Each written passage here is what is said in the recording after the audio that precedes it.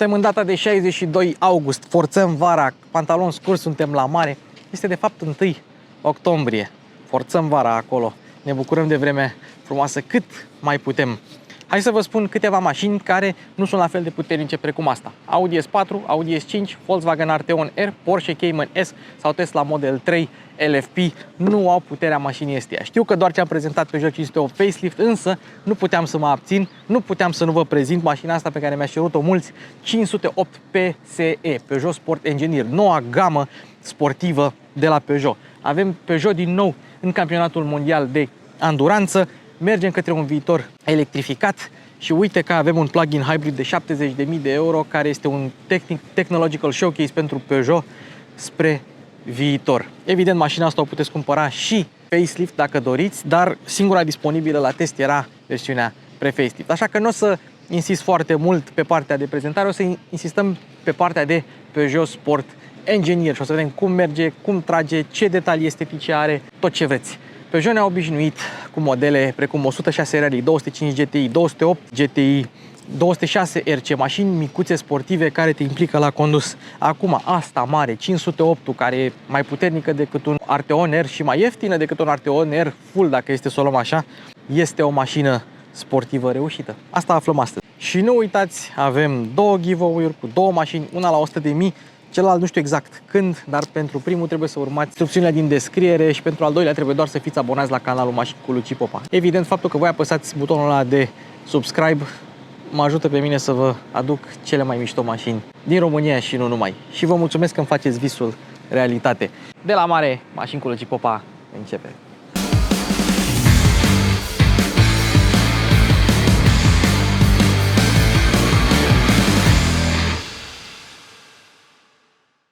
Zilele trecute căutam să-mi fac RCA la mașină și pur și simplu uitasem numele brokerului. Mi-am zis că trebuie să existe o soluție mai ușoară și din cer mi-a picat aplicația Bolo, prin care mi-am făcut RCA în doar 2 minute cu garanția celui mai bun preț. Cum? Păi este simplu. Nu mai ai intermediar, nu mai dai comision la broker și se folosește de AI, de inteligență artificială. Nu trebuie să bagi tu datele de la buletin și talon manual pentru că ți le scanează telefonul. Bine, dacă vrei să le bagi manual, ai și opțiunea asta, dar e mai simplu așa. O găsești în App Store sau în Google Play și plătești cu Apple Pay sau Google Pay, cele mai tari două invenții făcute vreodată. Așa că fă și tu RCA în doar 2 minute cu Bolo. Aveți link în descriere. Un lucru pe care nu l-am luat în calcul acolo la plajă era că bătea vântul și aducea foarte mult praf și nisip, așa că am venit aici într-un loc mai retras să vă arăt mașina. Și uitați-vă cum arată. Voiam să spun că mașina asta este pentru cei care nu vor neapărat să iasă în evidență și să aibă o mașină puternică, un slipper, dar cu colantul ăsta mașina chiar că arată ca un boy racer franțuzesc, ca un JDM franțuzesc, să o luăm așa. Deci e 70.000 de euro. Mai poți să-i mai pui trapă și parbriz încălzit, plus câteva nuanțe metalizate, dar astea sunt singurele opțiuni. Și tot o scoți sub 73-74 de mii, mai pui 5.000, mai scazi 5.000 pentru că e plug-in hybrid și are și sub 46 de grame de CO2 per kilometru și asta înseamnă că iese mai ieftin decât un Arteon R Full care trece de 75.000 fără discuție. Am configurat eu unul aseară. Deci cam astea sunt prețurile și știu că o să mărie mulți, dar asta este, n-avem ce să facem. Vrei Peugeot sau vrei o mașină de aproape 400 de cai putere, cam ăsta e prețul în ziua de astăzi. Nu uitați că am clip cu noul Peugeot 508 facelift pe canal, deci dacă vreți mai multe informații, le aveți acolo. Aici vorbim doar despre PSE, chiar dacă e versiunea pre-facelift. Ce primești din punct de vedere estetic? Avem grila asta un pic mai agresivă, încă aveam sigla veche la versiunea pre-facelift, camera frontală, camera de night vision, elementele astea verzi care se numesc Kryptonite, PSE Kryptonite, o bară față destul de agresivă, dacă nu mă înșel, la versiunea normală aici bara era în linie, să zicem așa, nu era în relief și flapsurile astea aerodinamice care, după părerea mea, sunt de mare efect. Eu sunt adeptul la acestor flapsuri și pe alte mașini tunate și pe alte mașini de serie, dar nu sunt multe care să le aibă. Sunt adeptul. Jantele 20 de inch, o să vorbim despre frâne care sunt vopsite în Kryptonite, o să vorbim când vorbim de modificările tehnice, aici vorbim doar de estetice și anvelopele Michelin Pilot Sport 4S în standard. Praguri ceva mai agresive cu alte flapsuri care arată absolut demențial. Nu știu, eu sunt mare fan, nu știu de voi. Și în spate avem încă o dată flapsuri aerodinamice, un difuzor negru, evacuarea neagră, așa recunoști un PSE și stopurile care sunt inspirate de la Peugeot 504. Pe versiunea facelift avem alte stopuri. Continuăm și observăm aici 1, 2, 3. Acestea sunt ghearele Peugeot Sport Engineer din culoarea Kryptonite. Deci tot ce vedeți de culoarea asta verde este Kryptonite. Cum vi se pare că arată? Dacă vă o pun așa din lateral, vi se pare că arată ca un Peugeot sau vi se pare că arată altceva? Acum modificările tehnice. Ce au schimbat? Pe lângă ce e sub capotă, adică 1, 2, 3 motoare, dintre care unul în spate, mașina a fost lățită, deci ecartamentul e mai lat pe față cu 24 de mm, pe spate e mai lat cu 12 mm. Asta îi oferă o stabilitate mai bună la viteze mari. Garda la sol a fost coborâtă cu 10 mm pe față, 1 mm pe puntea spate. O aduce mai aproape de șosea. Asta înseamnă că va fi din nou ceva mai manevrabilă. Frânele pe față. Avem frâne, da, de 380 mm pe față, cu 4 pistonașe, care îi oferă o frânare mai bună. Pe spate avem aceleași frâne de la versiunea hibridă cu tracțiune față, însă, în principal, motorul spate se ocupă de regenerare și mai puțin cel față și din acest motiv au lăsat frânele la fel. Jantele, într-adevăr, sunt pe 20 de inci și anvelopele Michelin Pilot Sport 4S, însă suspensia a fost recalibrată. Arcuri, amortizoare și bielete antiruliu noi de 22 de milimetri. Și da, amortizoarele controlate electronic au fost recalibrate față de versiunea normală. Avem sport, confort și normal în funcție de versiunea de modul de rulare și avem mai multe moduri de rulare. O să le detaliem în fiecare parte și pe fiecare în parte puțin mai târziu și o să vă spun ce suspensie este la fiecare mod în parte. Fiind modelul pre-facelift, o să vă detaliez așa pe scurt câteva chestii. Farurile sunt full LED, luminile de zi cu gheare. La modelul nou avem alt tip de faruri, o să vedeți în acel clip. Mergem un pic în spate și observăm că aici avem un pic de imitație de fibră de carbon. Asta este făcută ca tu, când închizi ușa, să nu se vadă urât aici. Asta o regăsim pe majoritatea modelelor Peugeot 508, nu doar acolo. Aici e portul de încărcare. Pe partea cealaltă avem rezervorul, care este mai mic de data asta, este 43 de litri față de cei 55 ai versiunii normale. Același keyless entry, dar e cheia înăuntru și e mașina pornită, de aia nu se încheie. Avem aceleași geamuri fără ramă și pe față, da, observăm că deși nu sunt duble, sunt un pic mai groase. Pragurile sunt praguri Peugeot Sport Engineered pe față, iar pe spate nu avem. Deci pe spate sunt praguri normale. Tot așa, ce e specific la PSE, aceste cusături Kryptonite și acest material care, ăsta nu e plastic, ăsta chiar e lemn. Deci au pus lemn și la alte modele Peugeot au pus o imitație de fibră de carbon. Îmi place mult mai mult cum dă negru ăsta, cum dă lemnul ăsta negru închis, decât cum ar da fibra de carbon. Sistemul de sonorizare focal cu 10 difuzoare, 12 canale, cu subwoofer și 690 de W vine în standard pe Peugeot Sport Engineer. Nu trebuie să plătești în plus pentru el. Și fiind un produs PSA, are același sistem de închidere, așa cum îl regăsim la majoritatea modelelor. Dacă vrei să închizi ușa de tot, trebuie să tragi un pic, dar foarte puțin. Și ușa se închide. E un sistem elastic, sau destul de elastic, sau prea elastic, cum vreți să-i spuneți, astfel încât se închide ușa foarte ușor. Aceasta este trapa și așa se deschide. Dacă nu mă înșel, și o să arătăm, se închide din cheie, dar nu se deschide din cheie, așa cum am observat.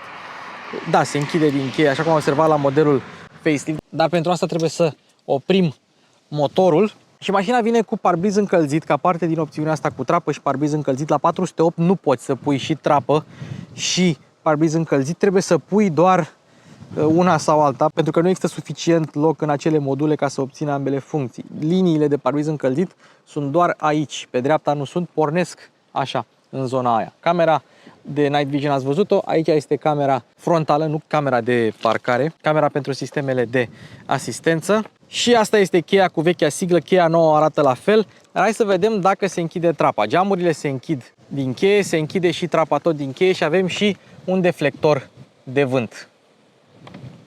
Pentru fanii mărcii avem și LED-urile care pâlpâie când descui sau încui mașina și când o descui, de fapt când o încui, pornesc și avariile, să știi. Și da, la 508 avem și LED-urile astea care fac un dans și pe spate și tot blocul de pe spate este mai întunecat decât la un Peugeot normal, decât la un 508 normal și avem și aceste elemente aerodinamice integrate direct în plasticul din bloc, tocmai ca să îmbunătățească puțin coeficientul aerodinamic. Și ce mai îmi place la 508 este că avem și deși mașina este un fastback, nu este un sedan tradițional în 3 uși, avem și acest mic eleron decupat, un mini ducktail, așa să zicem, un pui de rățoi. Cu toate că suspensia a fost recalibrată, layout-ul e același, deci tot McPherson în față, pentru că avem motor amplasat transversal, tot suspensie independentă pe spate și s-a păstrat și diametrul de bracaj foarte bun al lui 508,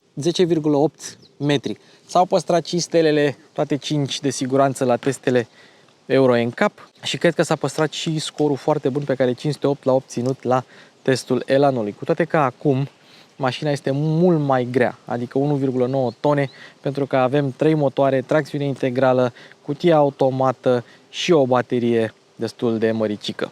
Baterie care se află în portbagaj, baterie de tracțiune mă refer, care se află în portbagaj. Volumul este același precum la un 508 normal, adică 487 de litri, avem acolo podea aproape plană dacă rabatezi bancheta, cu cele două copertine, unul care se ridică sau o parte care se ridică cu tot cu haionul atunci când îl ridici, însă am pierdut, nu pot să spui că am pierdut roata de rezervă sau kitul de pană. Aici poți să spui că le-ai pierdut. Aici se află bateria, aici, dar au pus antifonare pe deasupra, ceea ce nu găsești la foarte multe mașini și au mai pus antifonare și în podeaua asta falsă. Mai ai aici un pic de loc, mai ai tradiționalul despărțitor al celor de la Peugeot, scrie Peugeot Citroen pe el. Ai suficient loc. Ține minte doar că va trebui să te descurci cu un kit de pană destul de micuț și kitul legislativ nu ai cam unde să-l pui. Dar așa e la toate, sau la majoritatea, la 90% din modelele plug-in hybrid, nu doar la asta. Mai avem o priză de 12 V aici, avem subwooferul sistemului de sonorizare Focal sau cum vreți voi să-i spuneți, sau Moshi Foca și cam așa arată portbagajul. Avantajul practic al acestei mașini sau acestui layout este faptul că se deschide nu doar capacul portbagajului, se deschide și cu haion. Dar cu toate astea, dacă închidem portbagajul, că se închide și din cheie, observăm că mașina nu are ștergător pe spate. La alte modele care erau de genul ăsta puteai să pui, însă forma tot fiind de sedan, chiar dacă mașina nu este un sedan tradițional, nu necesită montarea unui astfel de ștergător. Plus că e elegant, adică n-ai cum să ai mașina asta și să ai ștergător pe spate. Deși la unele modele Porsche 911 era opțional ștergătorul pe spate și unii proprietari chiar l-au comandat. Presupun că e vorba de cei care foloseau mașina în regim daily. Bancheta în sine este destul de grea, e ușor de dat jos, dar e mai greu de coborât și trebuie să ai grijă la centură aici când o pui la loc să nu fie prinsă. La multe mașini se întâmplă chestia asta. Avantajul este că avem și ski hatch. Și dacă tot suntem la capitolul ăsta portbagaj, ce mă frapează pe mine este că nu am găsit aici nicăieri un buton cu care poți să deschizi portbagajul. Adică poți să-l deschizi de la buton din spate, poți să-l deschizi din cheie, însă multe mașini au și un buton în interior. Ei bine, asta nu are, din păcate. Mi-ar fi plăcut. Însă îmi place că avem buzunare capitonate și materialele în general sunt destul de bune. Nu mai punem pe Nelu Ciocanelu pentru că l-am pus la Peugeot 508 modelul nou. Da, în partea de jos avem plastice un pic mai tari, dar aici avem moale și buzunare capitonate. Deci din punctul ăsta de vedere Peugeot 508 stă în limitele clasei, iar 508-ul facelift stă un picuț mai bine la acest capitol pentru că au fost rafinate puțin materialele. Alt lucru care nu că mă frapează, dar nu mai este neapărat un lucru des întâlnit decât la modelele PSA, este acest buton. Deci pe lângă Lane Assist Off, de fapt ăsta e Lane Assist, ăsta e Lane Centering, ăsta este senzorul, monitorul în interior, un fel de alarmă, programarea încărcării și parbrizul încălzit. Avem butonul de deschidere rezervor. Trebuie adică aștepți un pic ca să se depresurizeze totul și atunci poți să bagi benzină. Că mașina asta evident că merge cu benzină de 95, E5, E10 și evident avem sistem anti-diesel, să nu bagi diesel în mașină. 43 de litri. Oglinzile sunt același ca la un 508 normal. Au blind spot în ele, sunt rabatabile electric, sunt încălzite dacă vrei acest lucru și cine nu ar vrea acest lucru. Și în această versiune sunt în culoare neagră, ca să mai accentueze puțin sportivitatea, plus, evident, semnalizările din LED. Deschizând capota, observăm tradiția la 508. Aici mai avem un element din bară care acoperă farul, deci capota nu se închide direct peste far. Avem antifonare, avem protecție termică, așa longitudinală, probabil ca să preia căldura de la turbină și o să disipe mai către exteriorul mașinii, către parbriz, unde iese către mediul înconjurător. Două amortizoare la capotă și nu prea îți dai seama din prima că ai de-a face cu un model plug-in hybrid, pentru că elementele electrice sunt ascunse bine aici, în zona asta. Invertor, motor, toate sunt acolo jos. Vedeta este motorul 1.6 PureTech. Motor 1.6 PureTech dezvoltat pe baza vechiului 1.6 THP, motor care a fost faimos pentru că era parte din parteneriatul BMW cu PSA, purtat denumirea de N13 la BMW, aici purtat denumirea de 1.6 THP. Au fost diferite versiuni de putere pentru BMW și pentru Peugeot, dar care nu a fost un model al fiabilității. Și aici mă interesează dacă ați avut 1.6 THP sau 1.6 PureTech sau BMW N13, să îmi spuneți în comentarii care au fost problemele, dacă ați întâmpinat probleme cu motorul ăsta. În rest avem tot un 1.6 4 cilindri turbo cu injecție directă montat transversal, în cazul de față dezvoltând puterea de 200 de cai putere. Doar motorul termic. Puterea maximă este atinsă la 6000 de rotații pe minut, cuplul maxim este de 300 Nm la 3000 de rotații pe minut, nici nu are nevoie de o turație mai josă pentru cuplul maxim și observ că ăsta e un pic mai relaxat decât alte modele 1.6 PureTech din gamă și nu are nevoie de cuplu mai jos pentru că de partea asta se vor ocupa cele două motoare electrice. Unul pe față și al doilea pe spate. Cel de pe față are 110 cai putere, 320 Nm, cel de pe spate are 113 cai putere, dar 166 Nm. Ambele pot propulsa mașina, ambele pot regenera, însă cel de pe spate are o putere de regenerare ceva mai mare. Tot sistemul electric este bazat pe o arhitectură de 300 de volți și cutia de viteze este deja tradiționalul IC 8 trepte pentru motoare amplasate transversal și la bază tracțiune față, că și asta la bază este tracțiune față. Tracțiunea integrală este realizată fără legătură mecanică între punți, este realizată în mod electronic. Evident, de asta nici nu avem cardan din față în spate. Și într-un fel este mai simplu să faci un astfel de sistem pentru că distribuția cuplului o poți repartiza puțin mai bine. Și aici cu distribuția cuplului e un pic ciudat, pentru că în modul electric predomină motorul spate, dar uneori poate să ajute și motorul față la propulsie. O să vedem, o să încercăm să facem un 0-100 full electric, să vedem cam cât duce. Mașina e destul de fâșneață pe modul electric. Urmează celelalte două moduri, hibrid și confort. Hibrid și confort sunt practic același mod, singura diferență este tăria amortizoarelor, pentru că în modul confort suspensia este pe confort. În rest, în ceea ce privește propulsia, tracțiunea, cum vreți să-i spuneți, este identică. Asta înseamnă că în mod normal avem 60% din cuplu repartizat pe față și 40% din cuplu repartizat pe puntea din spate. Evident, repartiția cuplului este variabilă în funcție de nevoile mașinii. Apoi avem sport. Sport în care mai mult cuplu se duce către spate și atunci îți permite să te joci un pic cu mașina. Deci ea e destul de bine repartizat așa, pentru că pe față avem două motoare, pe spate avem un motor și o baterie, distribuția greutății nu știu exact care este, dar ar trebui să fie destul de egală și mai avem modul 4-wheel drive.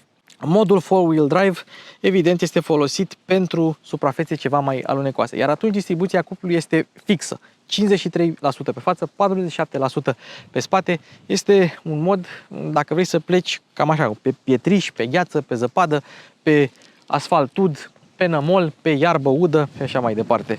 Deci ăla este un mod, nu pot să-i spun de off-road, dar este un mod pentru suprafețe alunecoase. Bateria, ați văzut-o, este montată aici, în zona asta a portbagajului. Are o capacitate brută de 13 kWh, o capacitate netă de 11,5 kWh, iar asta îi permite o autonomie teoretică undeva între 45-53 de km.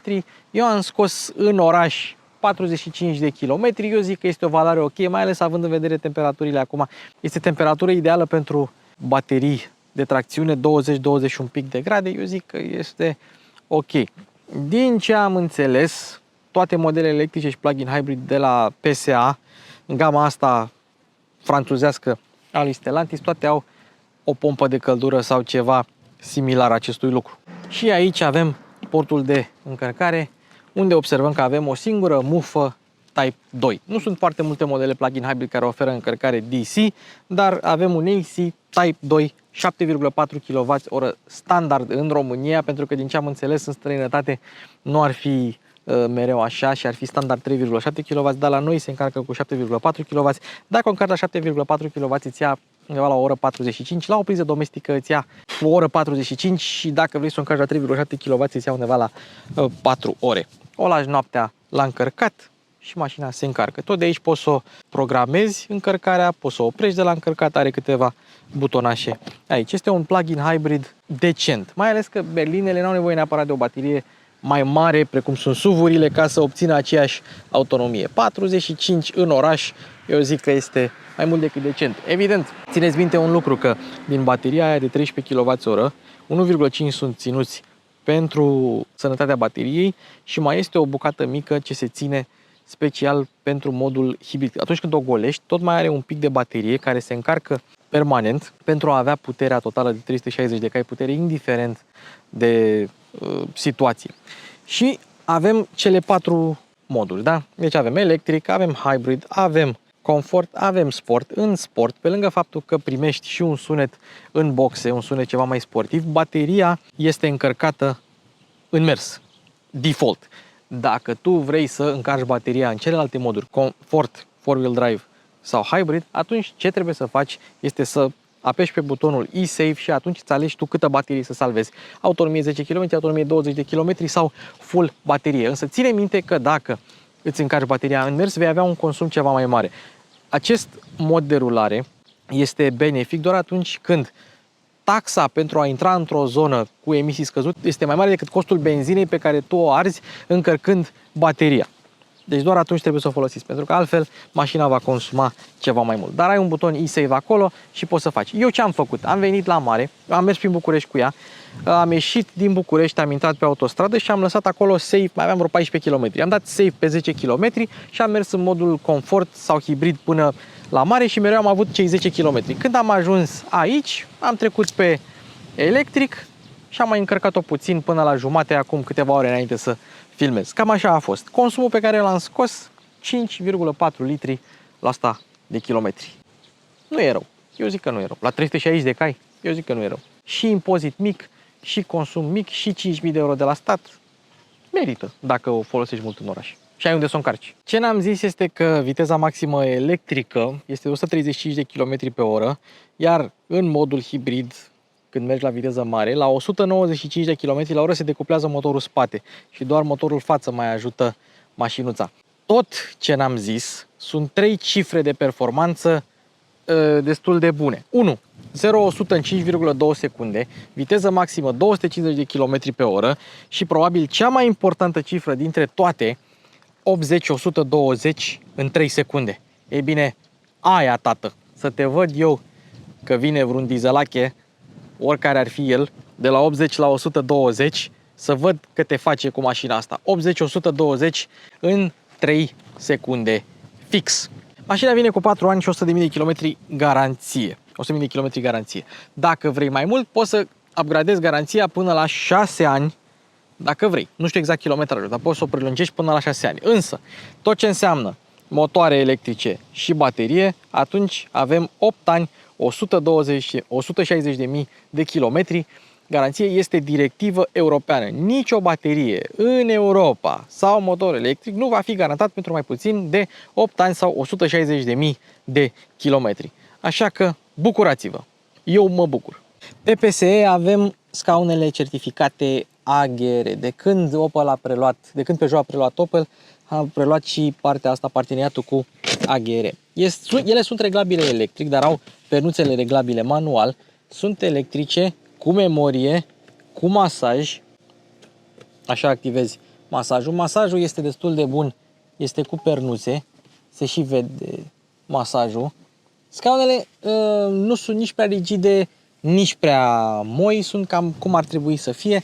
Avem și susținere laterală destul de ok și poziția la volan este mai joasă decât la un 508 normal, deci chiar au modificat și poziția scaunului. Scaunele sunt similare, dacă nu identice cu ceea ce găsim pe un 508 GT, dar totuși cred că sunt un pic mai rigide și au poziția la volan ceva mai joasă. Aici sunt reglajele, memoria, masajul și aici avem piele Napa, iar aici Alcantara. Adevărată Alcantara. Am ajuns la interior, hai să luăm și o privire de ansamblu cu bordul, deși dacă vreți să vedeți facelift-ul, nu uitați că aveți și clipul meu cu facelift-ul. Hai să luăm și un pic de lumină să arătăm și trapa. Opțiunea asta e vreo 800 și ceva de euro, nu e mult. Trapă cu parbriz încălzit e una dintre cele mai bune oferte de pe piață, că unii cer 1000 și ceva de euro pe o trapă de genul acesta. Avem plafonul negru și volanul cu cele 3 ghiare Kryptonite, totul cu sătură Kryptonite, volanul acesta mic cu piele perforată, care mie îmi place. Deci eu v-am mai spus în alte clipuri că în poziția mea la volan, asta e poziția, da? Eu văd și bordul, și drumul, și tabloul de bord, văd tot. Volanul se manevrează ușor, însă direcția a fost recalibrată, e mai rapidă la PSE decât la un 508 normal. Iar asta se simte și în mers. În plus, e mai fâșneață, mai manevrabilă, mai agilă prin oraș. Dacă vrei să faci o schimbare de direcție, pac, rapidă, te ajută foarte mult direcția asta. Nu că înainte nu ar fi fost rapidă. În rest, aceleași materiale, focalul, cusăturile, avem și lumini ambientale, avem lumini ambientale în suporturile de pahare, avem cotiera asta destul de mare cu AUX și luminiță, deci este o cotieră destul de măricică. Aici avem wireless charger și două USB-uri, inclusiv pentru conectivitate Apple CarPlay, Android Auto. Mai avem un spațiu de depozitare aici cu priză de 12V, modurile de rulare, butonul de start și schimbătorul sau selectorul transmisiei la care s-a renunțat. S-a pus la micuț, s-a pus pentru prima dată pe Citroen C4, dacă nu mă înșel. Nu avem auto hold decât dacă activezi pilotul automat și la modelele termice avem mod manual, aici avem mod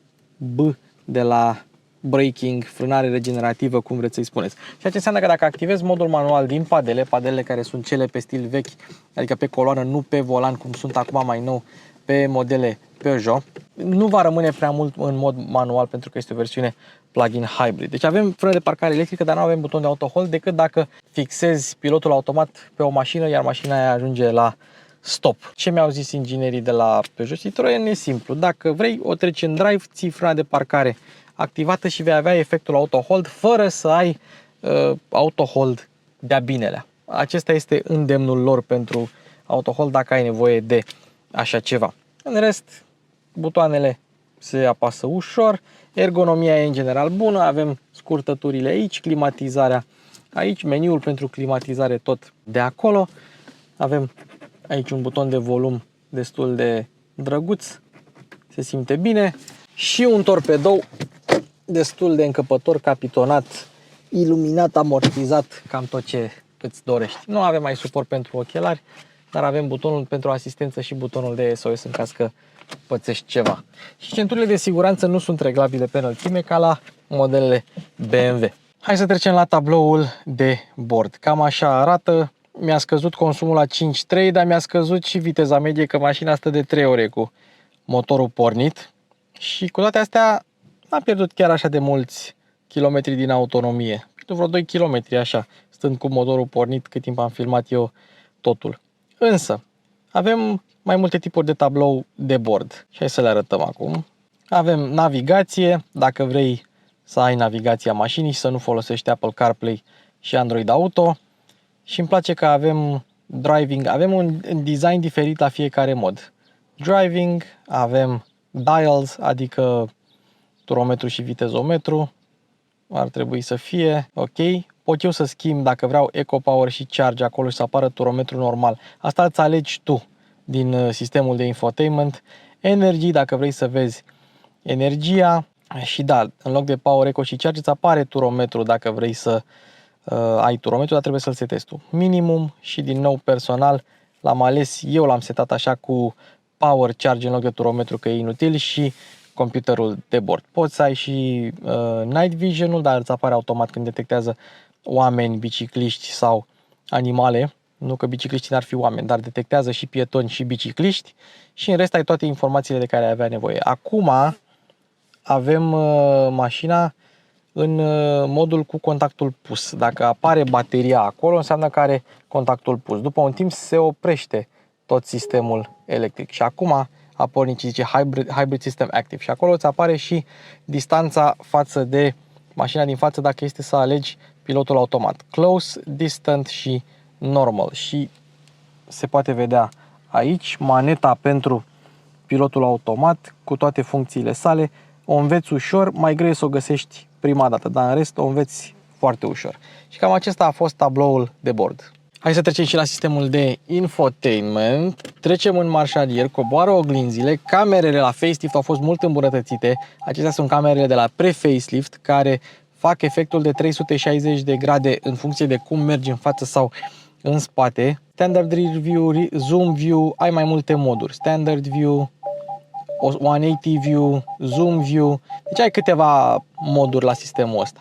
Dar la generația facelift s-au îmbunătățit considerabil aceste camere. Apple CarPlay, Android Auto e cu fir, nu este pe tot ecranul, nu mă deranjează deloc acest lucru. Am CarPlay, am cu fir, n-am lag la sunet, nu mi se încinge telefonul că e wireless, este exact cum vreau să fie. Ok, acum 3 degete, bam, pui pe ecran 3 degete și intri în meniul principal. Music, Navigation, Climate, sistemul de climatizare este aici, AC Auto, AC Max, setări, astea sunt setările generale, dar le găsești tot timpul. Să dăm iar 3 degete. Applications, te duce Apple CarPlay și Android Auto, ai scurtăturile aici dacă ai nevoie de îndrumare.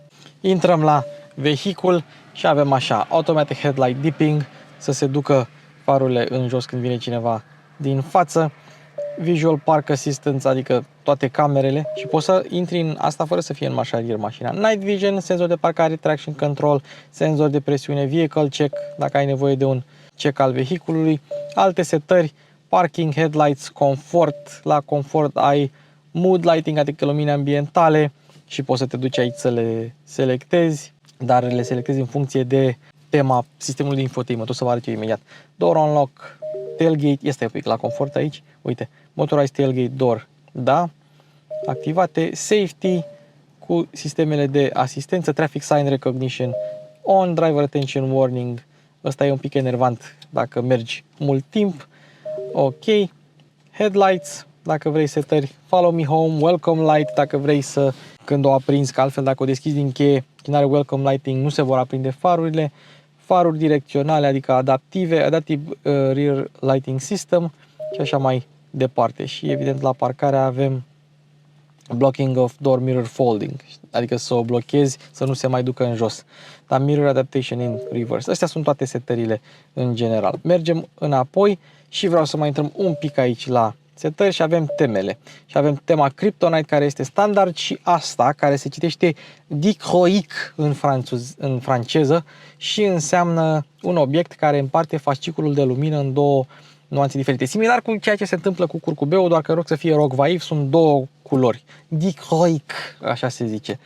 Bun, setări audio pentru sistemul focal, balans, sound și cam tot ce vrei. Sistemul se aude bine.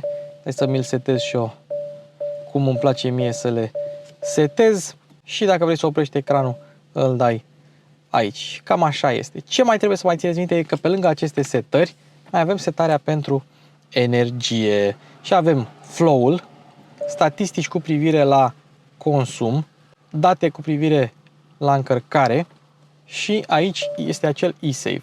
Și vedeți că el se dezactivează după fiecare traseu. Deci trebuie să-l activați să rămână 10, 20 sau max. Și dacă îl activați, deci eu acum îl dau pe 10-20 și dacă am dat la max, deja a pornit motorul ca să încarce bateria. Dacă îi dau off, o să mai rămână puțin aprins motorul, o să-l încarce totuși puțin și după aia se va opri din nou. Dar acesta este sistemul de infotainment, cel de generație veche de la Peugeot 508. Bancheta în spate v-am prezentat-o și la 508 facelift. Vă mai prezint așa pe scurt.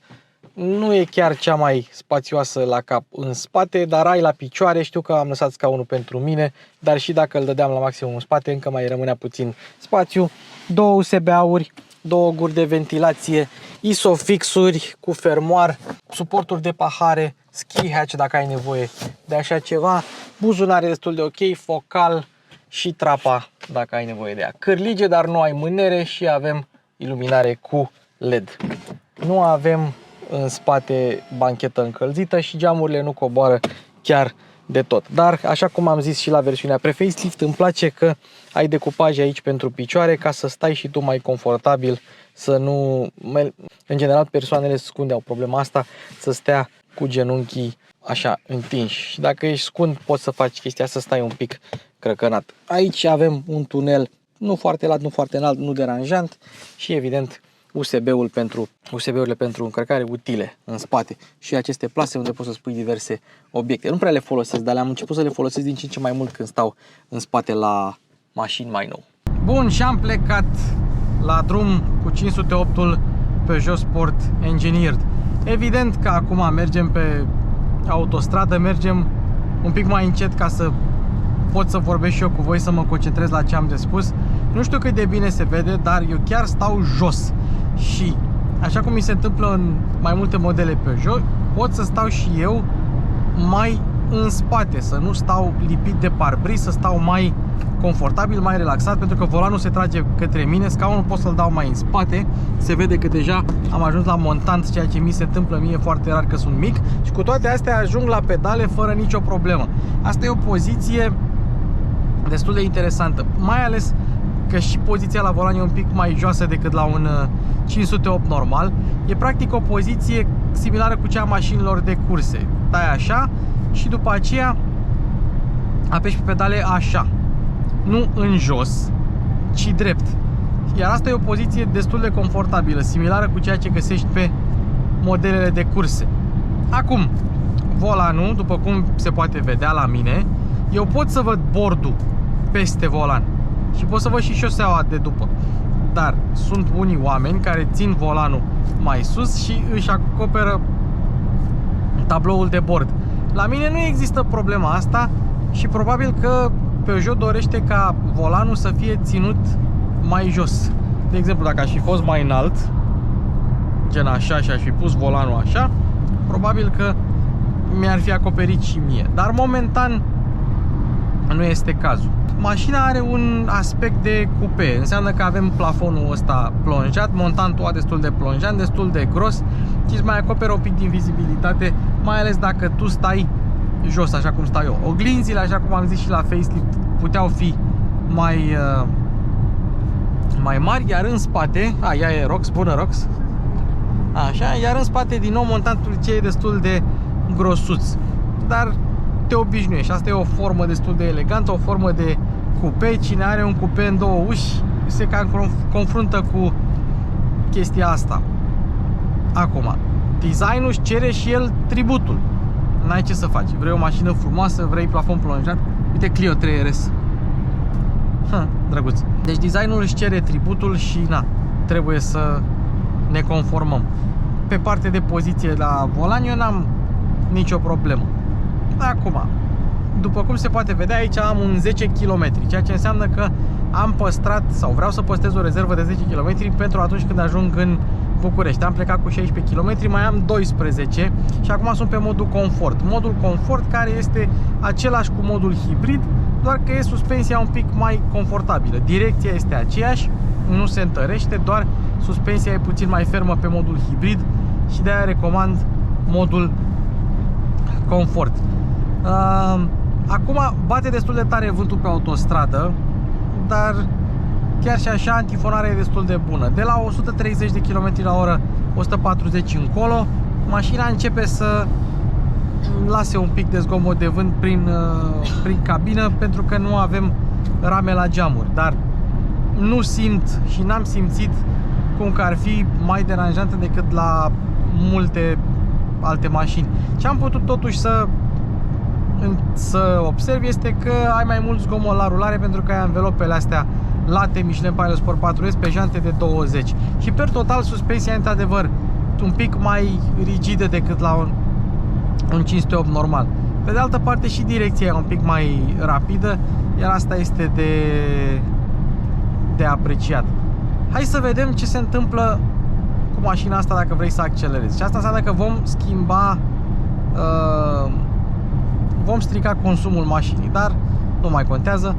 Mașina, sau Peugeot spune că ea accelerează de la 80 la 120 în 3 secunde. Ia să vedem. Dacă îi dăm un kickdown, observăm că ea accelerează viguros și cam fără oprire, așa. Asta pe confort, pe kickdown. Și dacă o ții din pedală, chiar și așa mașina accelerează destul de ușor. Stabilă la viteze mari, se observă un pic vântul, că a mai crescut un pic viteza. Și eu eram în modul B, modul braking, care îți frânează atunci când iei piciorul de pe accelerație ca să regenereze mai mult. Acum mașina face un fel de coasting, însă din cauza frânei aerodinamice, pentru că la viteze destul de mari rezistența aerodinamică e destul de mare, viteza scade. Scăzând viteza avem și un pic de încărcare baterie.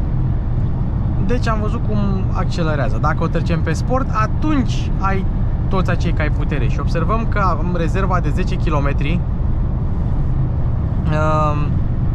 A scăzut de la 12 la 10, că mașina a folosit, în acel kickdown a folosit destul de multe resurse. Ia, hai să o punem în B. Și acum se vede cum mașina decelerează destul de viguros. Nu știu dacă apucăm să mai adăugăm un kilometru de autonomie, dar se vede cum mașina încetinește destul de mult. Dacă vrei să mergi cu ea pe electric, cu bateria pe electric, oricum poți să mergi cu ea pe electric și acum, că ține până la 135 de km la oră. Dar dacă vrei să mergi cu ea pe electric, în oraș ea răspunde bine, e destul de rapiduță, destul de vânjoasă, poți să te bagi, poți să faci depășiri, poți să atingi 60, 70, 80 destul de repede. Știu că viteza ilegală e 50 în oraș, dar în București avem bulevarde cum ar fi Splai Unirii, unde viteza legală e 70, poți să mergi cu 80. Deci nu mă judecați. De exemplu, acum la fel, am 100 și acum vreau să fac, să zicem, o depășire. Cutia schimbă, a retrogradat 3 trepte și eu acum accelerez cam jumătate de treaptă, jumătate de pedală și ea se duce. Chiar e o mașină rapidă. Nu degeaba e cel mai puternic Peugeot din istorie. O să o trecem și pe sport, să vedem și sunetul în boxe. Sport, ia să vedem. Opa, altceva. Acum mașina s-a schimbat cu totul. Acum am toți cei 360 de cai putere, toți cei 520 Nm cumulați, pentru că mai mult de atâta nu ai. Însă răspunsul la pedală s-a îmbunătățit considerabil și deja simt cum mașina, opa, e super putere electrică până să schimbe cutia. Acum mașina efectiv mănâncă pământul. Și o să o las un pic să mai scadă puțin viteza ca să testăm reprizele. Cutia schimbă mai rapid, cuplu intră mai repede și pe sport, pe modul sport, bateria se încarcă în mers. Efectiv se încarcă în mers și o să crească autonomia. Asta depinde și în funcție de cum mergi, că dacă tu folosești resursele alea, o să le și consume. Le și consumă, dar le și produce. Și acum, dacă îi dau un kickdown pe sport, mi-a schimbat o singură treaptă și uitați-vă cum crește viteza. Deci e ceva... gata, suficient. Nu o să ai probleme pe accelerații cu mașina asta. Și la un moment dat o să vă arăt și cum prinde 80-120 pe sport. Dar uite, am apăsat un sfert de pedală, jumate, și avem și un sunet ceva mai sportiv în difuzoare. Mic acolo, că tot motorul se aude. Și nu e sunet artificial, e sunet luat de la motor sau înregistrat de la motor. Deci da. Și nu mi-o ține pe ia să o trecem pe drive. Nu mi-o ține în ultima treaptă, între a 8-a, decât dacă îi dau eu. Ei, acum dacă eu îi dau a 7-a, a 6-a, hai să o dăm totuși pe confort. O dăm pe confort. Îi dau a 4-a și o să vedem în cât timp trece înapoi în treapta a 8-a, în treapta la care ar trebui să stăm acum. A 5-a, a 6-a, a 7-a, a 8-a. Și le-a schimbat așa, una câte una. Deci îți ține cam 10 secunde modul manual. Pe sport se întărește puțin direcția. Mie îmi place că e rapidă, mai ales la viteze de autostradă. Îmi place că au îmbunătățit-o și că e mult mai rapidă și mult mai agilă ca mașină. Eu am mai spus, în oraș nu multe mașini sunt mai rapide și mai băgăcioase decât Peugeot, Citroen, Opel, ăstea de generație noi,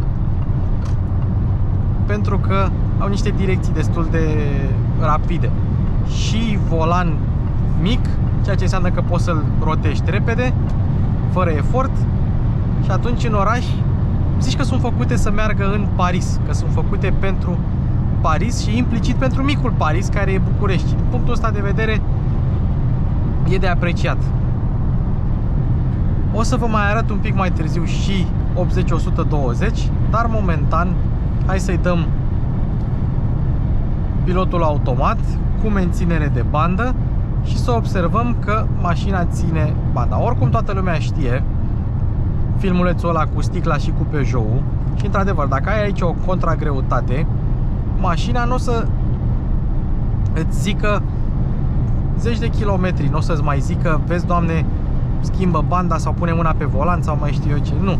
Dacă ai mâinile pe volan, nu se întâmplă nimic. Dacă totuși iei mâinile de pe volan sau ții mâinile așa, că volanul e capacitiv, e rezistiv, nu e capacitiv, atunci o să înceapă mașina să spună că, vezi, Doamne, să pui mâna pe volan. Problema este că dacă tu, uite acum, da? Keep your hands on the wheel. Dacă tu acum îi dai o contragreutate, o contrapresiune, acest sistem va dispărea, acea notificare va dispărea. Dacă o lași mai mult și dacă o lași foarte mult, uite, de exemplu, îi dau acum și s-a reactivat, dar dacă tu o lași foarte mult, până în momentul în care să se dezactiveze, ea se dezactivează și tot îți zice să pui mâna pe volan și nu se oprește acel sistem. Acum, poți să faci două lucruri, poți să calci frâna, să oprești pilotul, să-l repornești și atunci sistemul își va reveni, sau poți să apeși direct pe butonul ăsta încă o dată, că se va dezactiva condusul autonom și mașina își va reactiva sistemul fără nicio problemă. Keep your hands on the wheel. Dar per total sistemul merge foarte bine, ține banda foarte bine. Uite-l și pe Tasso, vechiul 508. Ține banda foarte bine, merge foarte bine. Sistemul în sine e bun, e printre cele bune. Night Vision-ul merge doar noaptea și doar dacă detectează pietoni. O să văd dacă pot să găsesc un pieton sau un biciclist pe care să-l vadă, să vi-l arăt. Și atunci o să încheiem și clipul după ce facem 80-120 cu mașina asta. Dar dacă mergi cu ea pe sport, 40, 50, 60, 80, nu contează, răspunsul la pedal este demențial. E foarte bun, e cam ca la o electrică pe sport. 520 Nm, 360 de cai, mașina chiar e rapidă, fuge. Motivul pentru care nu prinde suta în sub 5 secunde, sau motivele sunt două. 1. Cutia e destul de lentă la plecare de pe loc și asta se întâmplă la toate modelele din gama PSA care au cutia asta odată, și 2. Mașina e destul de grea, are o tonă 900 la gol. Combinat ai 5,2%. Adică cu aceste două. Mașina ar putea să atingă suta în sub 5 secunde fără probleme dacă am avea o cutie un pic mai rapidă. Dar nu le face Peugeot așa. Oricum, probleme de tracțiune nu ai, pentru că ai sistem de tracțiune integrală controlat electronic. Cuplu este gestionat cum trebuie, deci nu vei avea probleme. Te duci la munte iarna, o treci pe 4-wheel drive și cu anvelope bune și nu vei avea probleme din punctul ăsta de vedere. Și acum hai să vedem cum trage mașina pe sport, așa pe reprize scurte din astea, la viteze mai mici. Ia. Da, pot să-mi dau seama cum face 80-120 în 3 secunde. Fără discuție. Asta în condițiile în care bateria e descărcată. Bine, nu e chiar descărcată, că mai are 10 km de range. Și ce am mai observat e că dacă vrei, opa, să faci așa, o din asta imediat se duce. Și asta nu e plană, asta nu e talpă frână, nu e talpă accelerație. E tot așa, cam jumate spre 3 sferturi. E foarte rapidă. Asta, boala românului este să nu moară mașina în depășire, că a avut el Dacia, știi? Uite, semnalizăm, ne-am băgat. Ne ducem înapoi, fără nicio problemă. Dar cel mai mișto e când te duci în depășire. Știu că n-ai voie să depășești mai mult decât o mașină odată, dar mulți români nu țin cont de chestia asta, că ei sunt regii junglei. Legal este să depășești o singură mașină, nu coloană de mașini. Uite, ia să vedem acum, 80-120, da, talpă. A schimbat și s-a dus. 120, 80-120. Deci asta mănâncă pământul pe depășiri. Efectiv, mănâncă pământul. Problema e că mănâncă pământul și după. Și uite, să mi s-a încărcat și bateria, că sunt pe sport. Nu prea simți viteza cu ea. Și nu știu dacă asta e un lucru bun sau asta e un lucru rău. Dar mașina chiar mănâncă pământul. Hai să o dăm pe confort și să o dăm pe pilot automat pe 90, cât e limita pe aici. Da. E genul ăla de mașină care e rapid pe cursă lungă. Accelerează ca nemiluita până pe la vreo 200 și de la 200 încolo, când motorul electric spate se decuplează, accelerează mai greoi puțin. Dar e ceva de speriat. Și e și plăcută pe viraje. Nu e cea mai engaging, să zicem așa, dar pe circuit au testat-o unii și a scos cu o secundă mai mult decât BMW M340i, care e și un pic mai puternică și, dacă nu mă înșel, și un pic mai ușoară. Și din punctul ăsta de vedere merită tot respectul Peugeot 508 PSE. Are și avantaje, are și dezavantaje. Uite, și consumul 5,9 cu cam 100% de baterie, că am mai păstrat eu în rezervă, o să mai și folosesc acum când intru în oraș, deci o să mai scadă. Eu zic că nu e rău. Nu e deloc rău. Consum de Peugeot 508 1.5 diesel ăsta. Hai să încheiem și aici. 508 PSE pentru prima dată în România. Nu uitați că avem 2 giveaway-uri. Uitați-vă în descriere, tot în descriere, linkul de Telegram cu abonații. Avem grup de Telegram cu abonații. Ne auzim în comentarii. Nu uitați că ne ajută orice like, orice subscribe.